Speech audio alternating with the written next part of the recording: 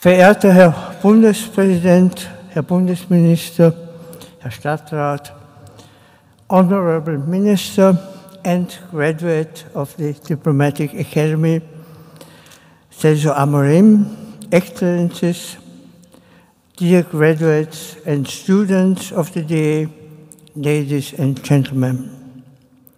The 50th anniversary of the refounding as Diplomatic Academy by then Foreign Minister Bruno Kreisky in 1964 and 260 years since the foundation of the Oriental Academy by Maria Theresia in 1754.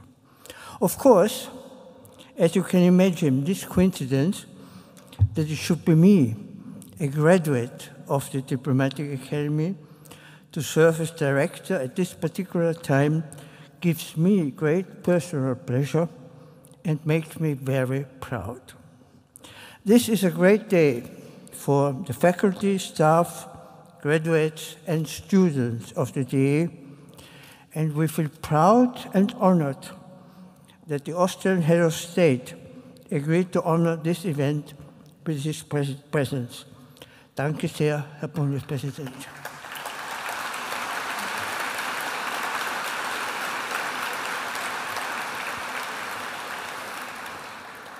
The initiative to create a new institution which would prepare young people for careers in international affairs came from Bruno Kreisky. The DA owes him this initiative, its existence, and we pay tribute today. But there were, of course, many people who took up the idea and helped to carry it through, and we are grateful to all those who have helped to set up the institution over the years, made it to what it is today. The DA owes very much to its first director, Ernst Florian Winter, who for Bruno Kreisky was the ideal choice to be in charge of constructing a new institution and to lead it to international excellence. I would also like to pay tribute to the 10 directors, from Ambassador Koret to Ambassador Gruja, who followed Ernst Florian Winter. Each of them contributed significantly. Since 1991, mostly with funds from the Austrian Development Agency, we are holding executive training courses for diplomats and civil servants from developing countries, in particular from neighboring regions such as the Western Balkans. We have held more than 80 such courses for more than 1,000 participants. And one of these training courses, and allow me to mention this because we are very proud of it, relates to the Middle East. During 3 weeks, 16 students from Israel, Palestine, and Jordan are having lectures and courses at the DA ranging from human rights to energy policy. Mr. President, Ministers, Excellencies, ladies and gentlemen, at the end, I want to wish our beloved DA a very happy birthday, many happy returns, and multissimos annos. Thank you very much.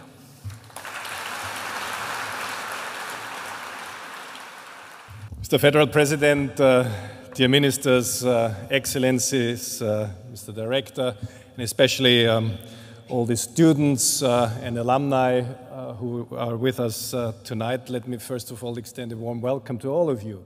The city of Vienna, as you might know, is not only host to the Diplomatic Academy, but also to some 200,000 students in the city, studying and being enrolled in over 20 universities and applied schools, higher schools.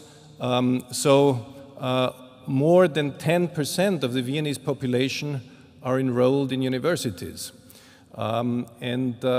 This makes Vienna not only a hub, an international hub of students, but it makes it the largest university town, at least in the German-speaking countries, including Berlin.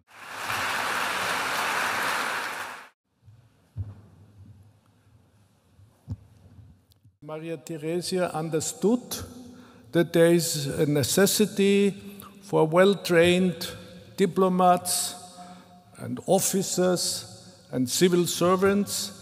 And so this Oriental Academy was founded. One of the main reasons was to teach the languages which were spoken southeast of Austria. Then the name was changed, and then a long history was taking place. And finally, I think it was 1941 or 42, the Consular Academy was closed during World War II and during the Nazi system. And there we are again, that it was Bruno Kreisky, who was altogether 25 years in government, 6 years as a Secretary of State from 1953 to 1959, then Foreign Minister for 5 years, 59 to 64, and then Prime Minister 13 years, from 1970 to 1983. And he had this idea to reanimate or re-establish the Consular Academy as a diplomatic academy. And he had some new ideas and new principles, as you, Director Winkler, has described already and has mentioned already. In his speech, where we heard just a few words, he was, so to say, praising and elaborating some of his, if I may say so, hobbies in politics, saying a diplomat must also understand political system. A diplomat must know a lot about economy. A diplomat must be able for excellent communication, not only with other diplomats, but also with the media and with the press. Another figure which was not yet mentioned, that in the 50 years since 1964, students from more than 100 countries were studying, 102 or 103 countries were studying in the Diplomatic Academy.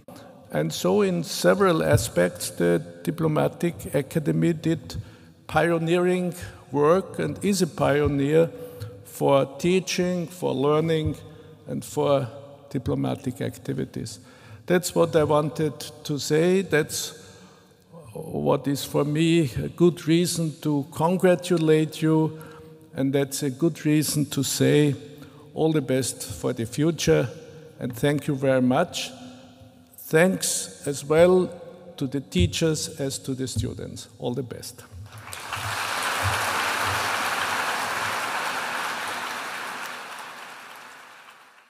The year 2014 is an impressive year with regard to commemorating both positive and also tragic historic events. 100 years since the beginning of the First World War, 75 years since the beginning of the Second World War, 25 years since the fall of the Iron Curtain, and 10 years since the EU enlargement of Central and Eastern Europe. And as the President said today, the list of the positive events we celebrate this year will become a little longer, as we are celebrating 260 years since the establishment of the Diplomatic Academy of Vienna. The age of diplomacy is by far not over and probably will never be. I'm sure that the knowledge and skills that can be acquired at the Academy will help to avoid escalations or military interventions in the future. And I'm also sure that the diplomatic agenda has become broader and more difficult, and that we are all in need of new ideas, concepts, and initiatives.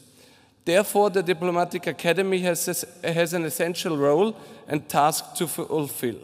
And I think today, I'm convinced that 100% of the applause will be for Hans Winkler and his team, who are doing a great job at the Diplomatic Academy, at least for another 260 years. All the best for the future.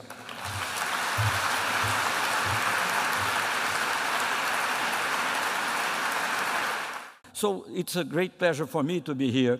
And I think probably the reason that I was invited here is to show to the young students that you may become ministers or foreign ministers, defense ministers even, and maybe even, who knows, presidents or prime ministers. So I think that's what the kind of formation that you receive in the diplomatic academy. So it was really a little bit a microcosm of all the world.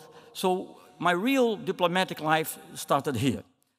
But in any case, I think my first lessons came from here. And these lessons were respect for diversity, this vision of a multilateral world, which to some extent may date back to the Congress of Vienna. Of course, the Congress of Vienna, in some respects, was conservative because it was trying to restore order in Europe, but in some respects was very progressive as well because it was trying to do that by consensus of the rulers of the day. And that's really what most of all I learned here. I learned also the solidarity. I learned that you can reconcile a very precise, scientific knowledge, even of politics, although politics is not very much subject to very precise analysis, but you can reconcile that with a humanistic view. And if there is someone whom I think was precisely an incarnation in a 20th century fashion of this humanistic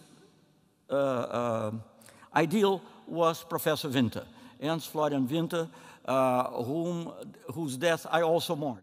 I would say that 2 or 3 things, if I could, and especially to the young people. Please, we are in a very difficult times nowadays, but don't lose faith that the world will be better. It will be better. Of course, to a large extent, it will depend on you, on what you can do. So I will say, in a way, paraphrasing an important, well, I know him as a German poet. I don't know if he's Austrian after all, but anyway, Hölderlin. Hölderlin used to say that one should be very careful not to allow precocious maturity to blur your enthusiasm. Keep your enthusiasm, because this is the most difficult thing to do. People will come and tell you, well, you have to be sensible, don't do that, don't do that. Do the contrary. Go on. Fight for your ideals, because that's why I believe the world can be saved. Finally, if you ever become a defense minister, I'll tell you what I told my former president when I was invited to become a defense minister. He said, well, Celso, how is it going now in the defense ministry? You have been foreign minister for so long. I said, well, in the foreign ministry, I could be a warrior. In the defense ministry, I have to be a diplomat. Thank you very much.